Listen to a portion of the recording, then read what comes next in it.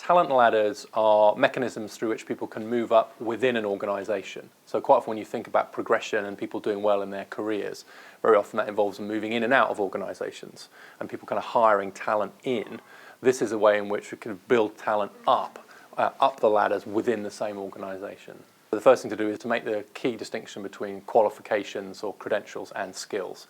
One of the reasons why organisations miss the talent that's in the organisations is because they assume that you have to have a certain certificate or a certain level of education to perform in a certain role, whereas in fact someone who's been in an organisation very often has acquired the skills necessary to do a job even though they haven't ticked that box. And the second thing to do is to look at someone's trajectory over the last sort of 2, 3, 4, 5 years.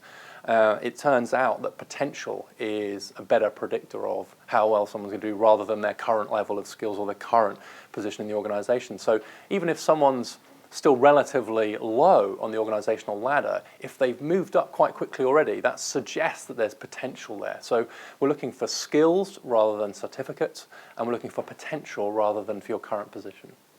We tend to think of diversity or equal opportunity in terms of race and gender and sexuality and so on, and that's absolutely right, but we shouldn't forget about class and we shouldn't forget about background, because it looks as if it's getting harder to move up the ladder if your class background, if your parents' background, if you like, wasn't high status in the first place. And what that means that this is not just an economic and organisational issue, it's also a social issue. And I think that it's important for organisations to both think about their own responsibilities to help cultivate true diversity, as well as it being in their interest to do so. And that means tracking it slightly differently, reporting it differently, and asking yourself, when you look at your organisation and you look at your top team, how diverse is that team shouldn't just be a question of traditional diversity, if you like, around race and gender. It should also be about class and background. Before you hire a search firm, search your firm. Because there is a tendency, particularly at the top of organisations, to think you have to go outside, we'll have to get the skills from outside, we don't have the people. And so I think there's a kind of culture of that.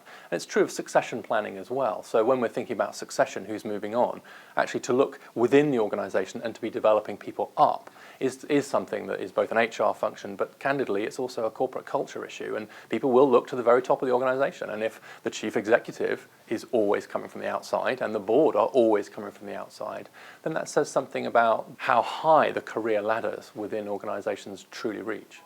One of the things that employees can think about is a 2 or 3 year cycle.